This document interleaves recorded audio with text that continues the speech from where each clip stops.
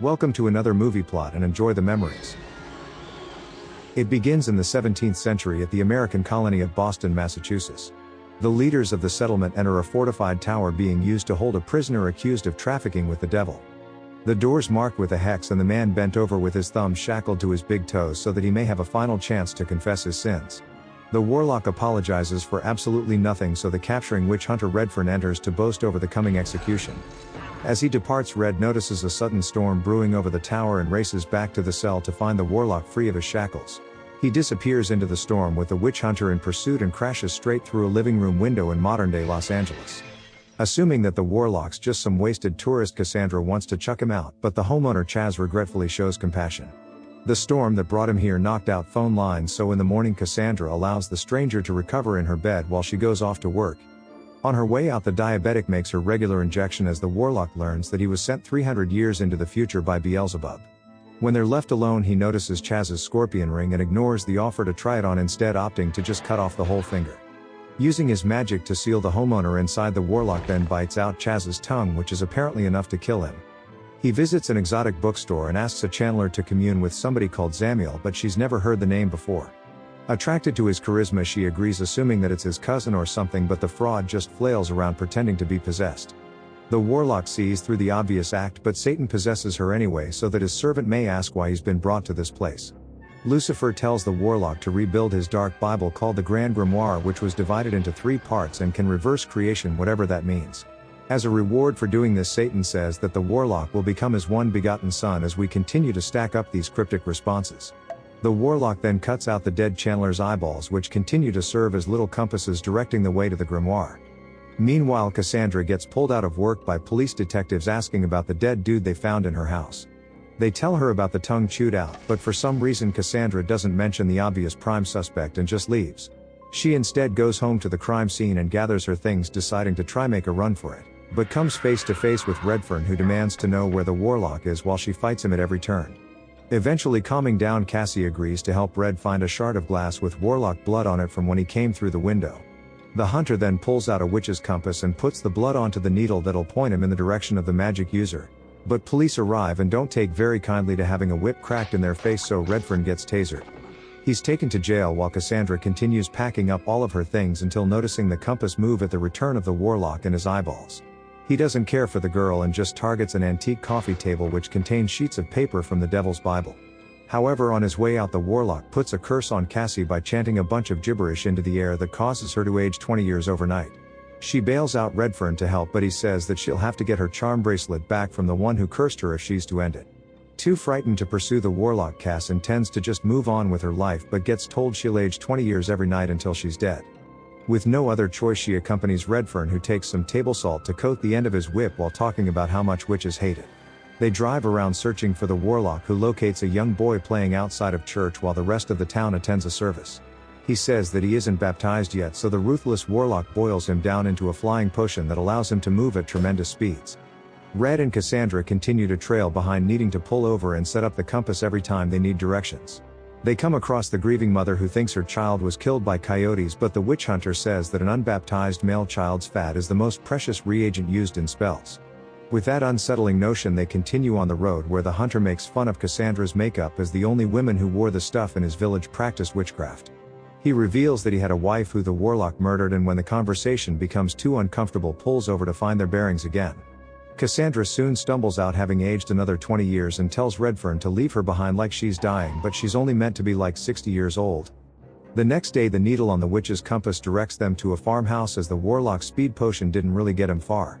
He's hiding in the attic studying the papers and learning to control witchfire, but the very presence of a magic user sends the cream in the house sour. The old Mennonite farmer notices the attic window ajar and somehow knows there's a witch inside well enough to paint a hex on the barn. When the hunter arrives, the compass breaks due to the terrible driving, but Redferne has no time to waste and runs straight inside the farmhouse. The friendly Mennonite directs the stranger, who just walked right into his house, to the attic, where he hammers the little side hatch closed. He then gives Kassandra and the farmer copper pennies to hold in their mouths and protect against magic while he goes inside to hunt the Warlock. First nailing some poor bat to the wall, the trigger-happy witch hunter finds a single page of the Devil's Bible left inside an old antique cabinet. He rips it apart, but the page pulls itself back together, proving to Redferne that it's in fact a very unscrupulous piece of literature.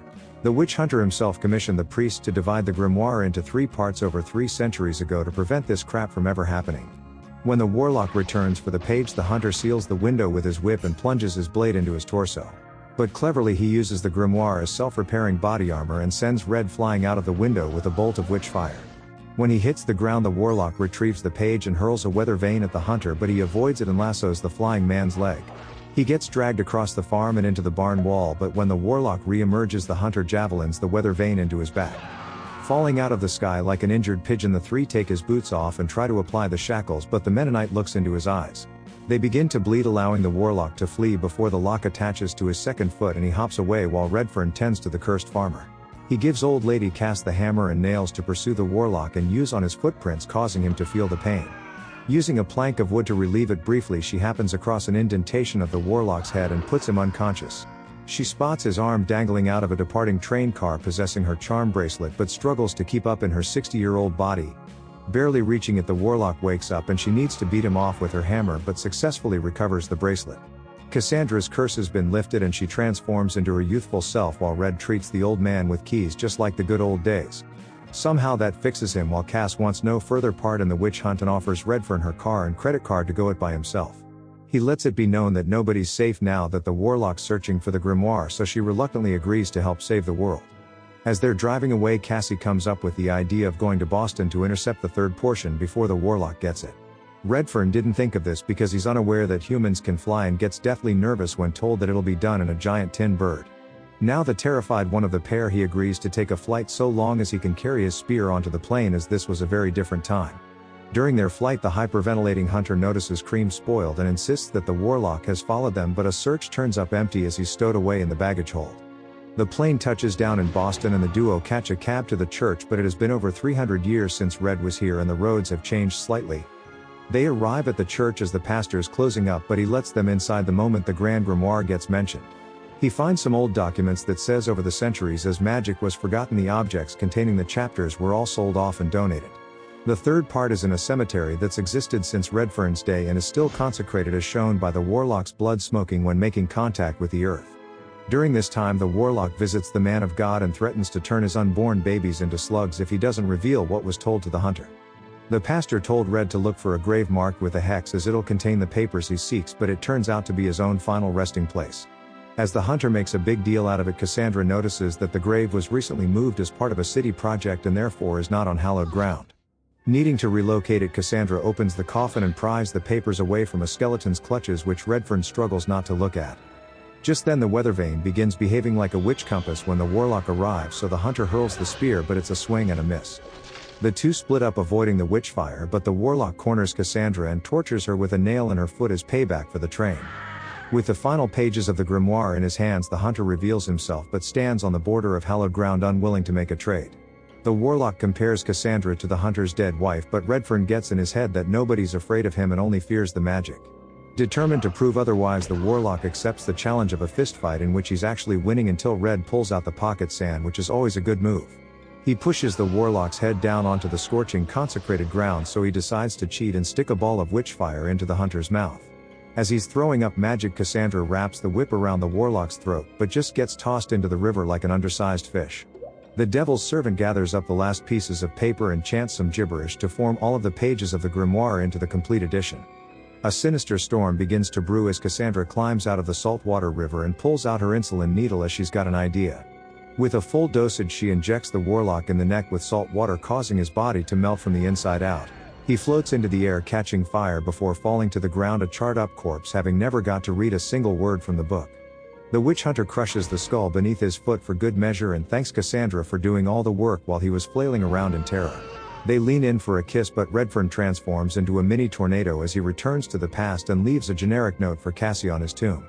Thinking that everything's back to normal, she turns and notices the Grand Grimoire still needing to be protected from witches. The final scene shows Cass burying the book at the world's largest salt flats, where she figures that's a pretty safe place to hide it. And the movie ends.